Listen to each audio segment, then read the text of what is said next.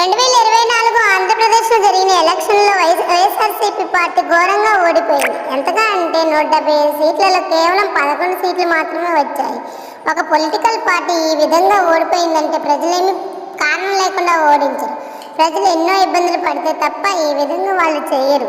So 2024 ఎలక్షన్లో జగన్ గారు ఓడిపోవడానికి గల కారణాలు ఏంటో ఈ వీడియోలో నేను చెప్తాను. నెంబర్ 1, కులాలను బేస్ చేసుకొని పాలించడం. 2019లో జగన్ గారు అధికారంలోకి రావడం వెంటనే కులాల ప్రస్తావన తీసుకొచ్చారు. అది ఎలాగో చెప్తాను. సాధారణంగా మినిస్టర్ పదవులు ఎవరికి ఇస్తారంటే ఆ డిపార్ట్మెంట్ గురించి నాలెడ్జ్ ఉన్నవారికి, 2-3 సార్లు కంటిన్యూస్గా ఎమ్మెల్యేలుగా గెలుస్తూ ఉన్నవారికి, ఏజ్ పరంగా సీనియారిటీ ఉన్నవారికి, ఎడ్యుకేషన్ క్వాలిఫికేషన్ ఉన్నవారికి మినిస్టర్ పదవులు ఇస్తారు. కానీ జగన్ గారి ప్రభుత్వం అలా ఇవ్వలేదు. కేవలం కులాలను బీచ్ చేసుకొని మినిస్టర్ పదవులు ఇచ్చారు. అలా ఇవ్వడమే కాకుండా పబ్లిక్గా ఆ కులానికి ఇచ్చాము, ఈ కులానికి ఇచ్చాము అని బాగా అడ్వర్టైజ్ చేసుకున్నారు. అది చూసిన ప్రజలు ఏమనుకున్నారంటే క్వాలిఫికేషన్ చూడకుండా కులాలను చూసి మినిస్టర్ పదవులు ఇస్తున్నారు ఏంటి అనుకున్నారు. అదే కాకుండా 2.5 సంవత్సరాల తర్వాత కూడా మళ్ళీ కులాలను పేరు చేసుకొని మంత్రి పదవులు ఇచ్చారు.